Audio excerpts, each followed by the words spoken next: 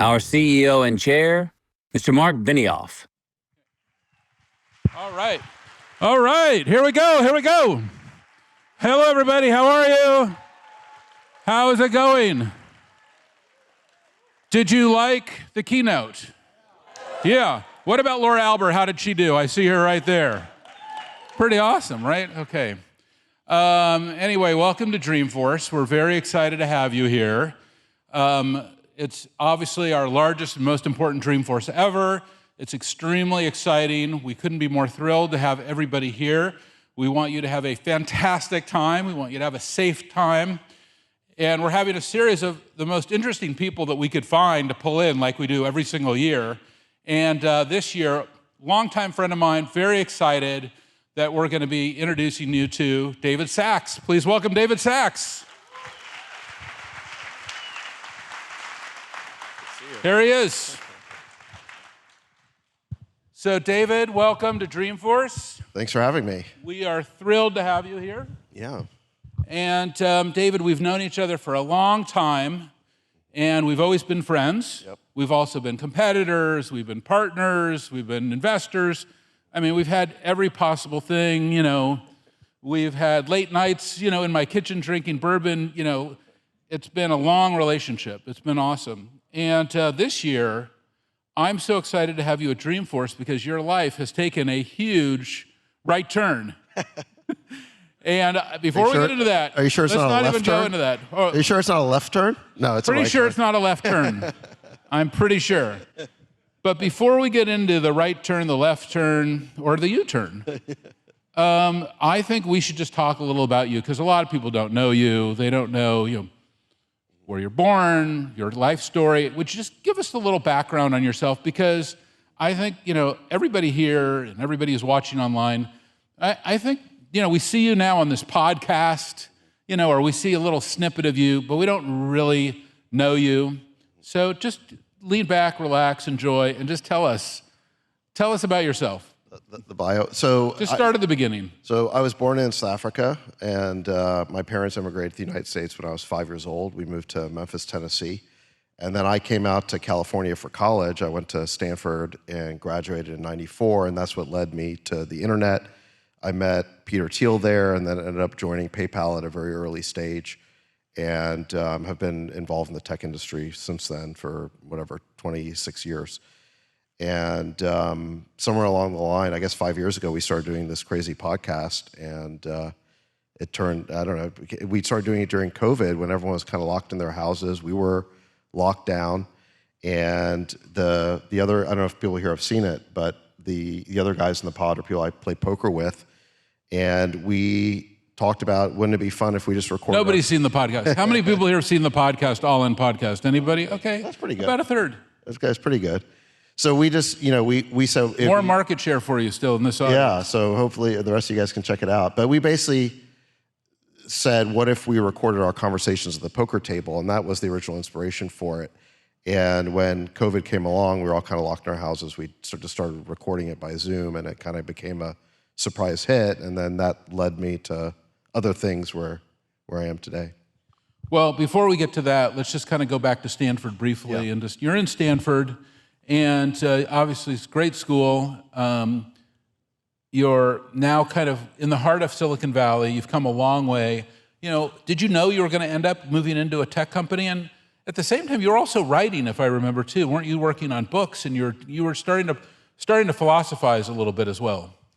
So I thought I missed the whole internet thing because I graduated in '94, and then I went to law school from 1995 to 1998, and then the whole internet revolution started happening, and I thought I had like missed it. You know, I thought I had like kind of blown it, and I thought it would be really exciting to be back in Silicon Valley for that, but I didn't really have a way to get back until, again, I got a phone call from Peter Thiel, who I knew from Stanford, and he was creating a new startup that would become PayPal, and he recruited me to come back.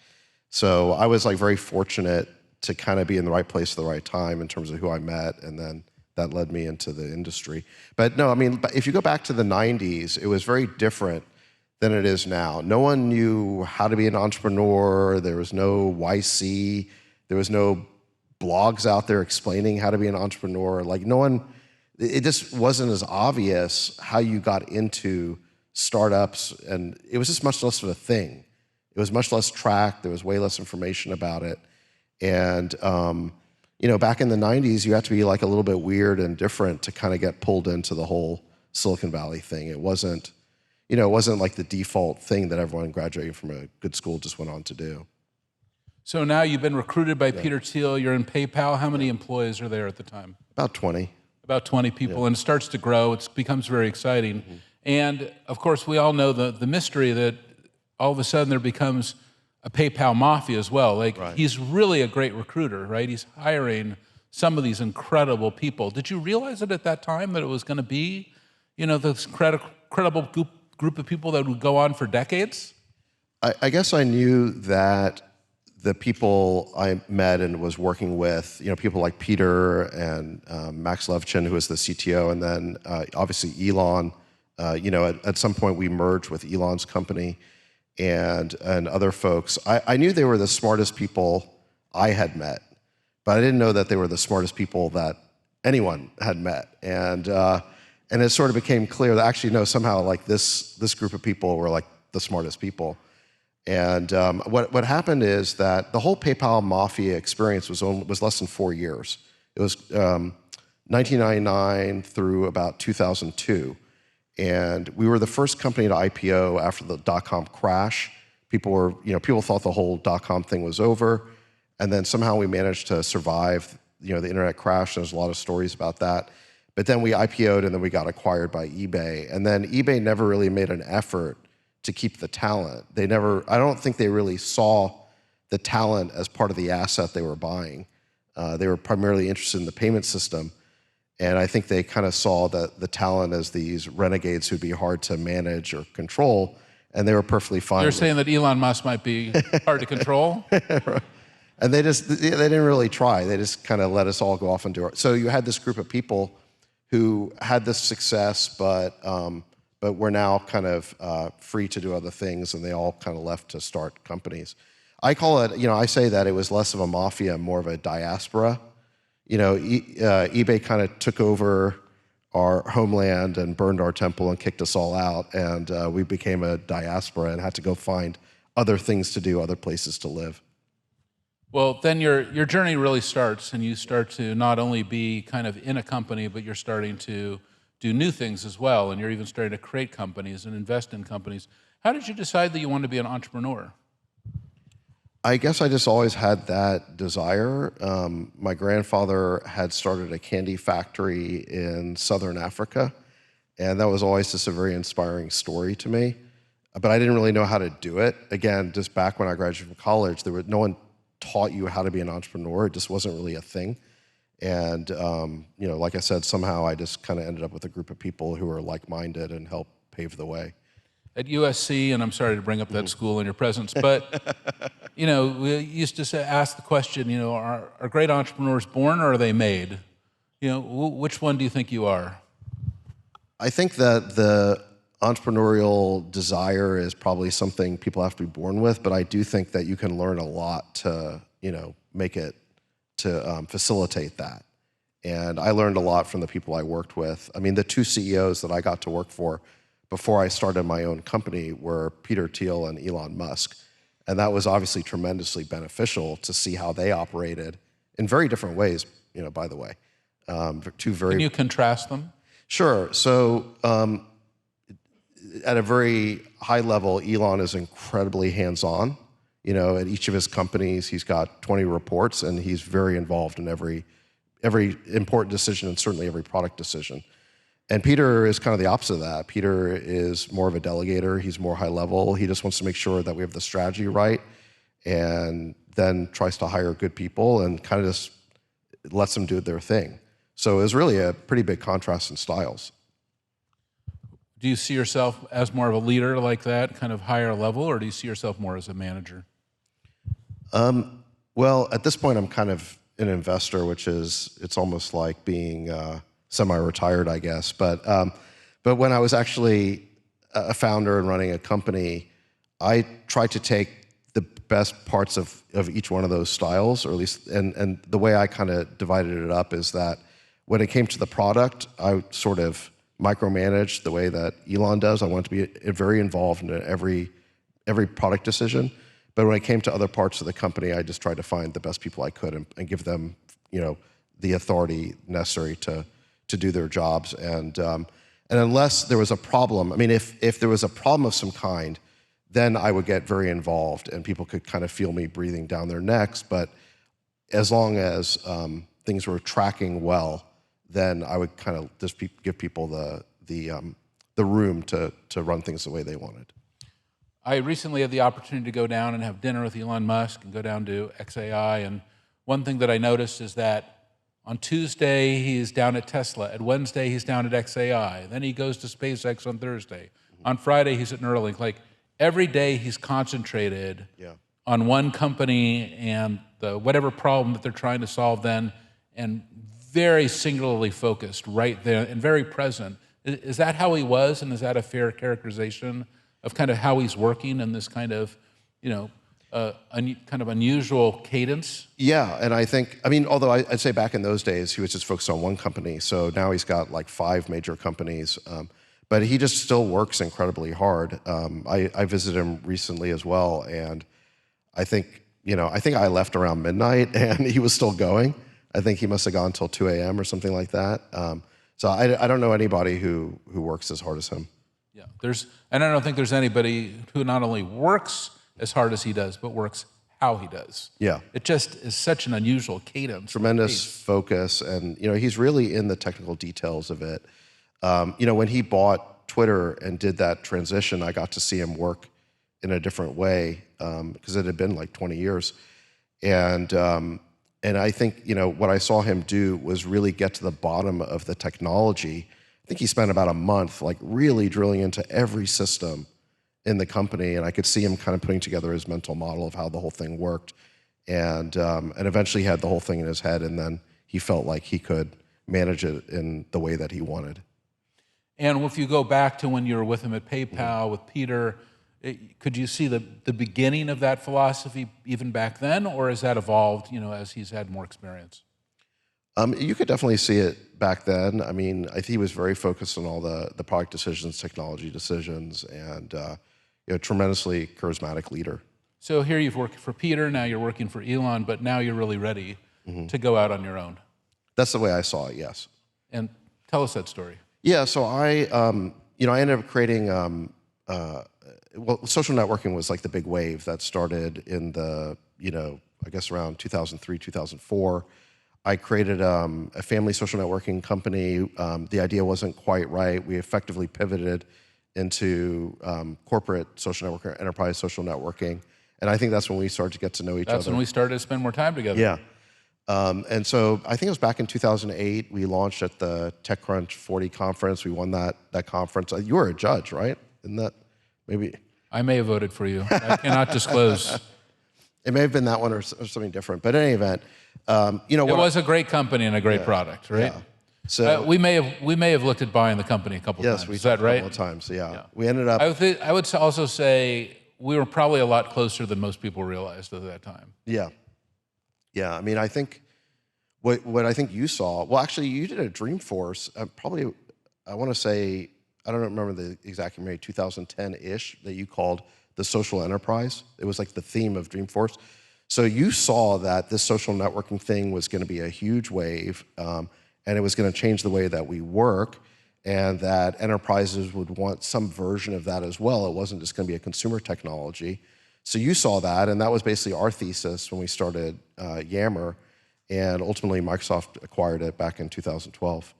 And Yammer just took off. It was just incredible what happened, right? It was viral, it was enterprise, it took the best of Facebook, but then all of a sudden, it was this incredibly compelling capability. It was very inspiring to me, that we started to build things like that at Salesforce called Chatter and other things. And then you and I had all these kind of amazing conversations, and I was kind of like, well, is this part of Salesforce? What should happen? And then, boom, Microsoft bought you. What happened? Well, Microsoft just got very interested because they needed a way to sort of reposition the Office suite into being cloud, social, and mobile. And obviously, Office is one of the most successful piece of software ever created, but they were in a little bit of a existential crisis because everything was moving to the cloud and it was moving mobile and software was becoming social, and they were trying to figure that out. And then they basically bought Yammer as part of that strategy, and then it eventually became part of the whole online office suite. Did you enjoy working at Microsoft? It was really interesting to see how a company that big works. And I thought it was a very... So it wasn't just Peter Thiel and Elon Musk. You were also now working for Steve Ballmer. Yeah, I guess so. You were? I was, Pretty yeah. sure, if I remember. Yeah, so it was about a year where I was still kind of running it, and then eventually the whole thing kind I'm sure he'll be glad to hear that response. No, I thought it was... What I remember, Steve Ballmer would give these amazing speeches where, he would talk to auditoriums full of like 90,000 people. And I didn't know exactly how he was doing it because he could speak for an hour. I never saw the notes. I never saw the teleprompter. Tremendous. And full of energy. Yeah. And he's probably one of the most actually tremendous and most kind of underrated CEOs of all time. Totally. I thought it was, you could feel the way that he would project the energy through the organization. I mean, when you're running a company that big, you have to have that kind of presence. You can really see it now in the basketball court, right? Totally. I mean, it's amazing. But you didn't last at Microsoft very long. You kind of, now you've had the Peter Thiel experience, the Elon experience. You're on your way out. Yeah. You're on your way again. Yeah, I think that. At some point I transitioned to being an investor, and I think when it comes to operating companies, there is a certain sameness to it, and I felt like I'd done it enough times, and I was just kind of happy just to write checks, basically.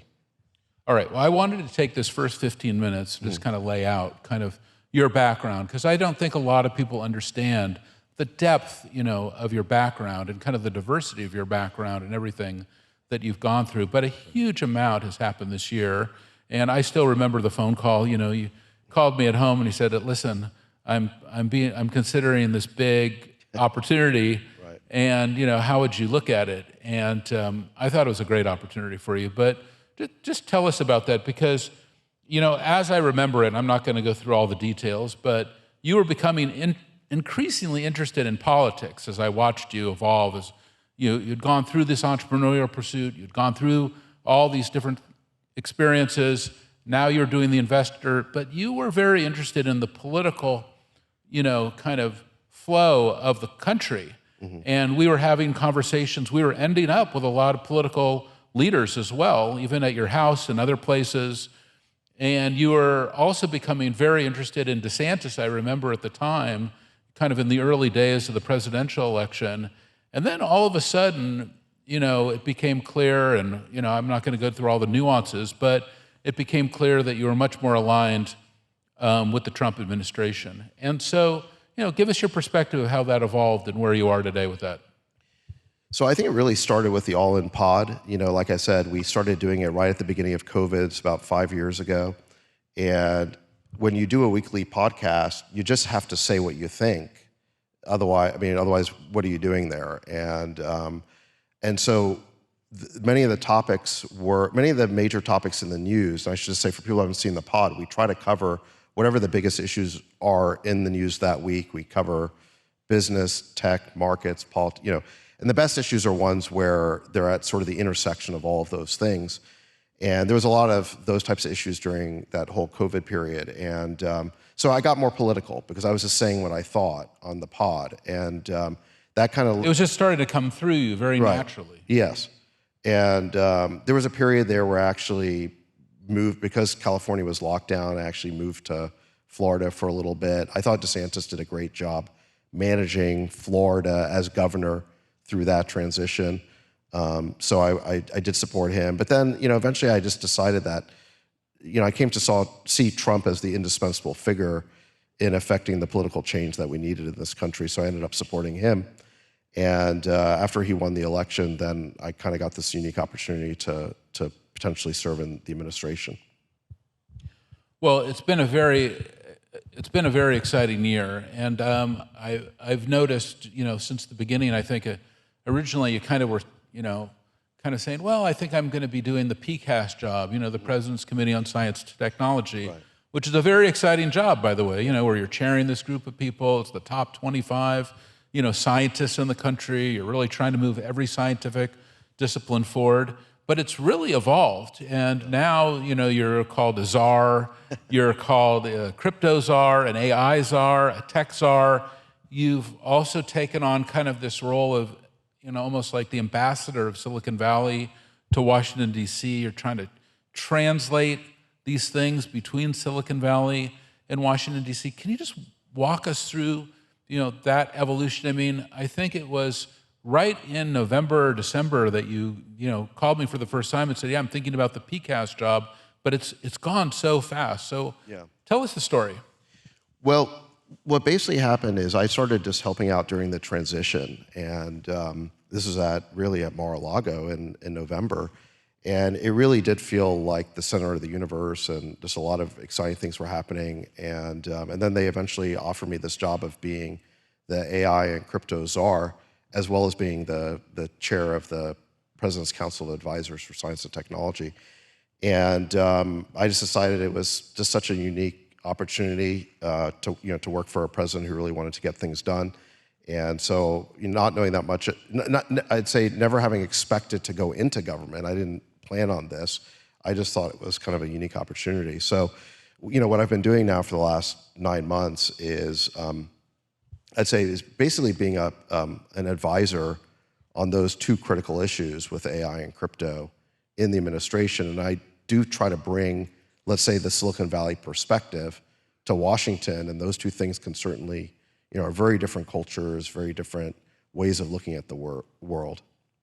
Yeah, because you're kind of like this reluctant administration official, right? I mean, it wasn't really, you know, a lot of people are pining to be in the government. I want this job. I want to be the mayor. I want to be the supervisor. I want to be the governor. I want to be this job. I want to do that job. I want to be the secretary of this, the secretary of that. You see that, right? Yes. You saw that firsthand in Mar-a-Lago, right, where people are coming for an agenda. But you did not, and that wasn't on your mind. Right. You know, that was just an amazing moment where all of a sudden you're like, wait, I can add value to what's going on right now. So how did that unfold for you? Well, I think it was just a function of getting to know a lot of the key people in the administration. Then obviously the president remembered when we did an event for him here in Silicon Valley. This was, I remember the date, it was June 6th of 2024. I remember that date because it's D-Day. And it felt like D-Day when President Trump came to San Francisco. And this was right after, you know, they had— Felt that at your house. Yeah, exactly. So he came to San Francisco, and I mean, this is the first time he'd been in the city for a long time.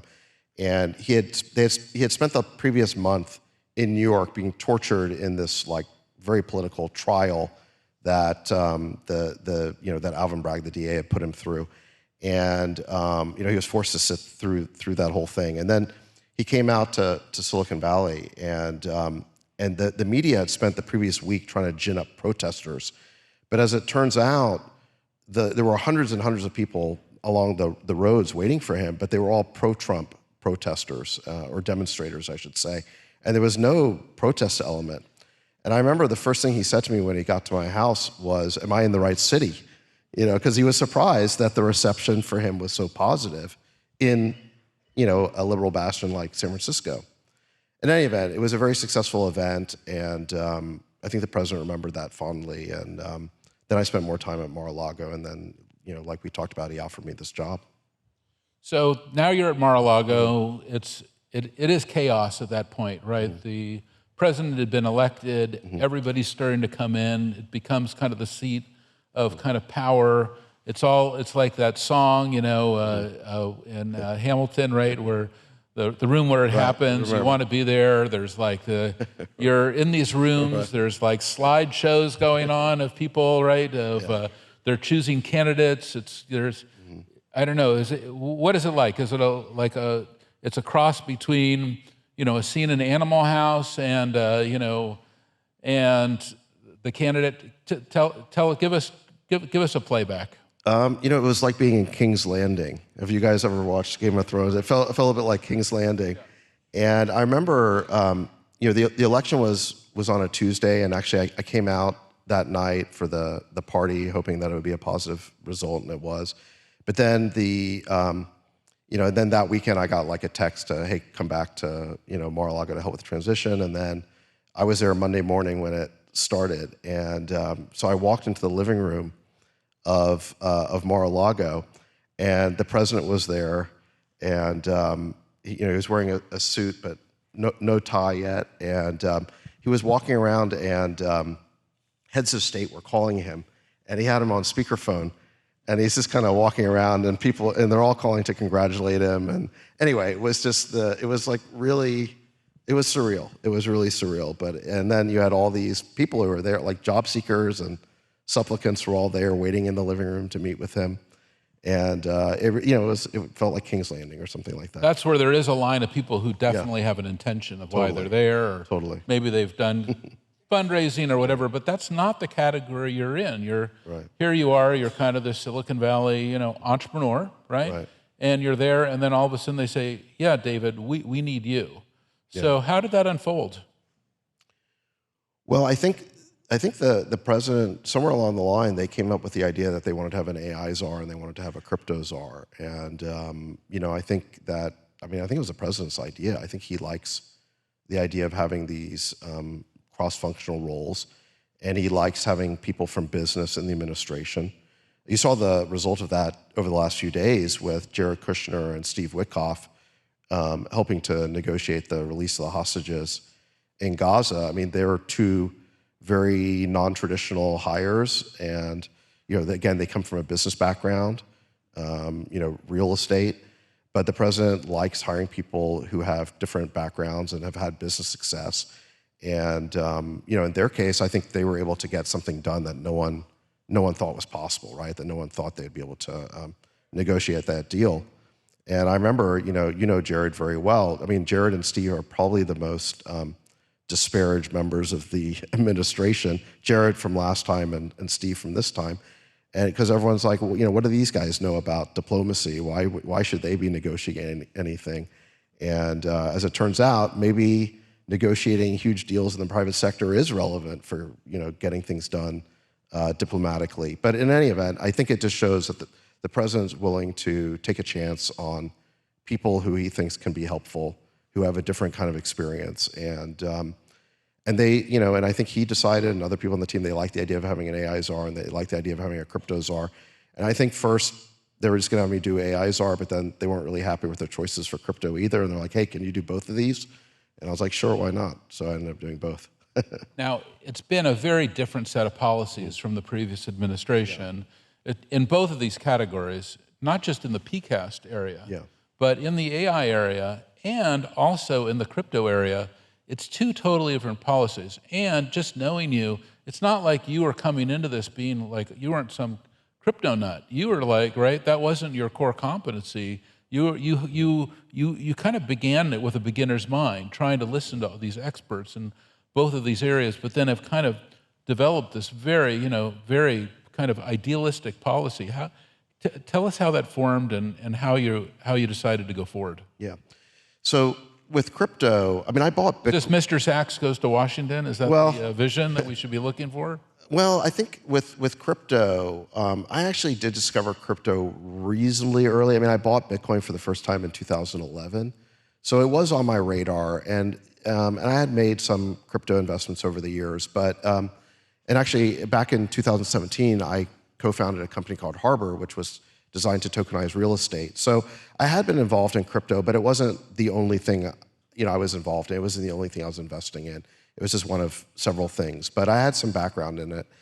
And AI obviously was new to everybody, because it really didn't start commercially until the end of 2022 with the launch of ChatGPT. So I think we're all kind of learning about that. But I think in terms of what those two areas need in Washington, they're slightly different. The main thing that the crypto industry needed was regulatory clarity. If you talk to like all these crypto founders, they all say the same thing, which is just tell us what the rules are. They had experienced 4 years of arbitrary prosecution during the Biden years because and I think it was less Biden and more Elizabeth Warren was kind of setting the agenda, was they just had an extreme antipathy towards crypto, and with Gary Gensler was at the SEC, and he would not say what the rules were. He just prosecuted people, and it was kind of a regulation by enforcement approach.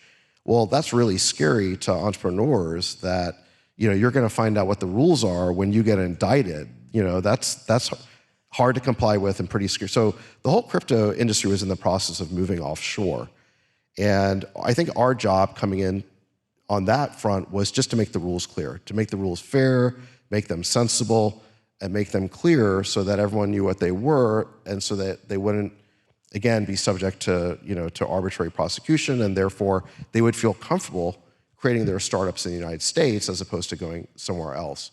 So that's been our agenda with respect to crypto, and I think we've made a lot of progress there. The president recently signed the Genius Act into law, which creates the regulatory framework for stablecoins. We have a bill going through Congress right now. It's already passed the House, and it's now going through the Senate, called the Clarity Act, which will provide the framework for all the other crypto tokens besides stablecoins. I think that's likely to become law in the next few months. Separately, I chaired a presidential working group on digital assets, which produced a pretty thick report on what the crypto rules should be, and which was kind of a cross-functional interagency report. We worked with the SEC, the CFTC, the Treasury Department, all of government basically to produce that report. So I think we're very close to achieving the crypto agenda, which again is to provide that clarity so that the US will be the crypto capital of the planet instead of some other country. So that's crypto. I think AI is a little different. I think with AI, the way that we see that is that the US is currently in an AI race, and our chief global competition is China. Obviously, they're the only other country that has the talent, the resources, and the technology expertise to basically beat us in AI. And I think whoever wins this AI race, that's going to have tremendous ramifications for both our economy and our national security. Clearly, we want the U.S. to be the winner, just like we were with the internet and many other, every other technology revolution before that. So the question, I think, from a policy standpoint, is how do we win the AI race? And the president gave a very important speech on July 23rd, where he addressed this topic, and he outlined a few major pillars. One is innovation. We know that to win this AI race, we have to be the most innovative. You can't regulate your way just to beating your competitor. You have to out-innovate them. And we know that in the United States, the innovation comes from the private sector, not the government. So we have to do everything we can to help our companies win, to help them be innovative. And that means getting a lot of red tape out of the way. And we can talk a lot more about that if you want. Second is infrastructure. We have to have the most AI infrastructure in the US. It has to be the easiest place to build it. All the new data centers that are going in, they require tremendous power. So getting ahead of the curve on energy, making sure we stand up, all of this new infrastructure we're going to need to basically produce these AI factories. And then the third area is around exports.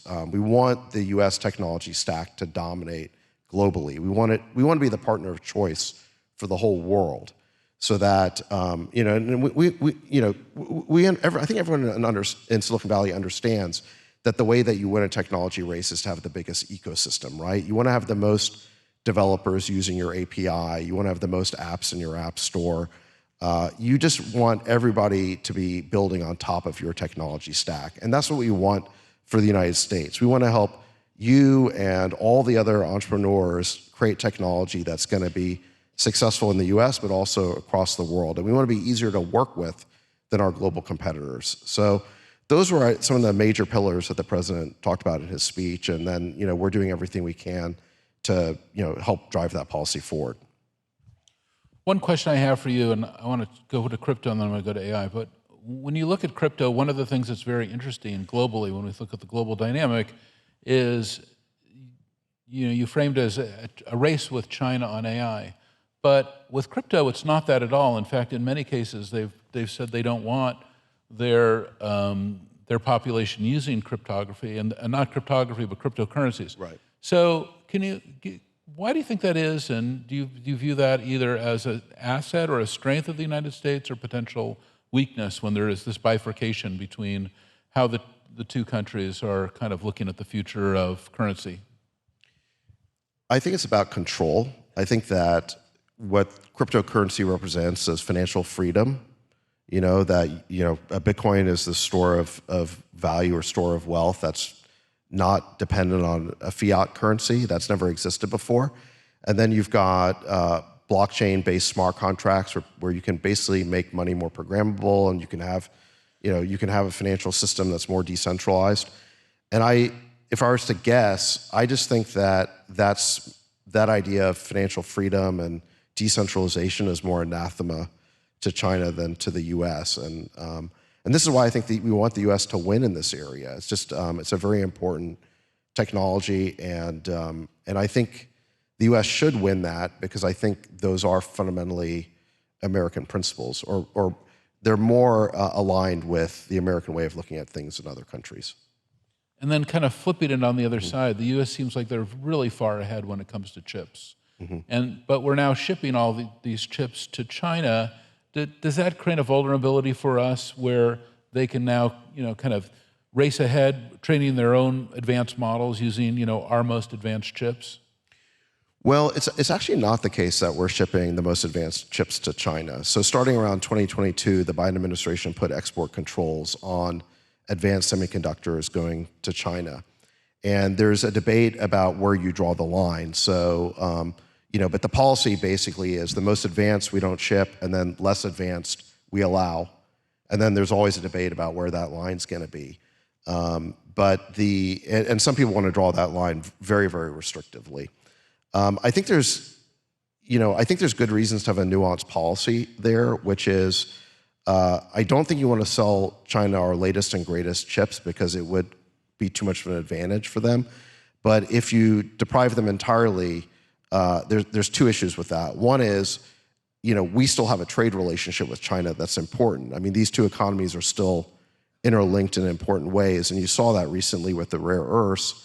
China basically cut us off or imposed new requirements on that. So as long as there's still things that we need from China, we're going to have to reciprocate in some way. And again, that's all a big negotiation that has to happen at the top, but it's just something for people to keep in mind. The other reason to potentially sell them chips, not necessarily our best, but some, is because if you compete in China, you do take market share away from Huawei. And China wants Huawei to scale up, and they want Huawei to dominate the Chinese market and then use that to then dominate the whole global market. And you do have to ask the question, what would Huawei want? And what Huawei wants is for all American chips to be banned in China so they can dominate that huge market for themselves. It's basically it would be a subsidy for Huawei to give them a monopoly in that country. So again, for me, the answer is nuanced. I wouldn't give them our latest and greatest, but if we can take share away from Huawei with a less current chip, let's say, then that's something we should consider doing. But actually, recently the Chinese government has basically indicated they don't want American chips. I think their play right now is that they're doing everything they can to boost Huawei up so it can be a national champion and then compete with the Americans on the global stage. And we should be concerned about that. That's been a core strategy of theirs for a couple of decades now, right? I mean, that's something that's been articulated by Cisco and others kind of in the last generation of the internet. Let's go then go ahead. Sorry, just one point on this is I think the question of what we ship to China is complicated for the reasons we discussed, but I think that what we ship or export to the rest of the world should not be complicated. And the reality is that every country that we exclude from our technology alliance or ecosystem, every country that we say can't buy American chips or American AI models, where are they going to go? They're going to go to China. And we should just remember that we're not the only game in town. And I think the export controls put on China, I think they were defensible for all the reasons we talked about. But there's been other countries who are American allies and friends, like UAE, the first country to sign an Abraham Accord. They just want to be partners with the United States, and yet we've put all sorts of restrictions on their ability to do business with us. And I can't, for the life of me, understand what the point of that policy is, because all you're doing is you're going to drive them into China's arms. So what you're saying is you want as much free trade as possible between these countries? we can put security requirements on some of these chips and make sure they don't get, transferred out the back door to China. I think that's reasonable, but there are wealthy countries like Saudi Arabia or UAE that want to do business with us. They want to buy our stuff, and we're not making it easy for them. We're imposing all these restrictions, and I don't get the point of that. Again, it's we're not the only game in town, and if we're not careful, then again, we're going to create pent-up demand for Huawei. And this goes back to the thing we were talking about at the beginning with the difference in mindset between Washington and Silicon Valley. Again, everyone in Silicon Valley understands that you want to create ecosystems. You want to have a large ecosystem. You want to have lots of participants in your ecosystem. That's a good thing. But that's a hard concept for Washington to wrap its head around sometimes, because what Washington wants is control. Like, it's not maybe that different from other countries where, I'm talking about the bureaucracies, right? The bureaucracies want to control these decisions, and they want you to have to go there and apply for a license and get their permission to do business. And I can just tell you that if we let the bureaucracy win, we're going to kill American competitiveness all over the world. I'd like to take we're kind of at time, but I'd like to just take an extra 5 minutes, if you would, and just project this out now over the next 36 months. It's been an unbelievable 12 months for you. I'm sure you'd agree. I mean, I can't believe it. I know your friends can't believe it. You've done an incredible job. It's hard to believe everything that you've accomplished in just 12 months. Now let's go out 36 months from now that you've kind of set this foundation. When you look at these may call it 3 areas, PCAST, AI, and crypto, what's your dream? What do you want 36 months from now when you're leaving your position, you're leaving office? What will you kind of say, this is what I have gotten done, this is my outcome over the next 36 months? I think on crypto it's easy because we already have the legislation in the hopper. So I'd love to see the Clarity Act passed and signed into law by President Trump. And at that point, crypto will sort of be normalized as an asset class. It'll have a regulatory framework in the US, and it'll just be up to the various agencies to kind of implement our recommendations. So that one's, I think, on a very good track. AI is a little bit more open-ended, because AI is evolving so rapidly, and we have this really amazing AI boom going on, and there's so much innovation happening in so many different areas that it's very dynamic, basically. And so I think we're going to learn more over the next couple of years. But I guess what I would like to see is that 3 years from now, we feel that the U.S. is still the leader and hopefully the dominant leader in this area of technology, that there's tremendous innovation happening, that it's competitive. We like to see competition. We don't want there just to be 1 or 2 winners. We want there to be lots of winners. But the U.S. is perceived as still the leader in this dynamic industry. And what about broadly on PCAST and looking out at science and technology, the United States, even the role of universities? We have like Stanford, where you went, so many incredible universities that we have here are all part of PCAST as well. What is your North Star? I think what we want to see there is just a return to gold standard science, just that these universities are doing scientific research that's genuinely valuable, that's, that it's unbiased, ideologically unbiased, and truly useful. That's what we'd like to see. I think it's also plays back to what you said before about China, because we really see them trying to do this with science in a way that we've never really seen before, or certainly it's been incredible in the last couple of years. Yeah, there are crazy. What has happened? Yeah, there's crazy statistics on the number of papers that are now being produced by Chinese universities. Half the world's AI researchers are in China, so they have tremendous talent over there. Obviously, they have 4 times the population that we do.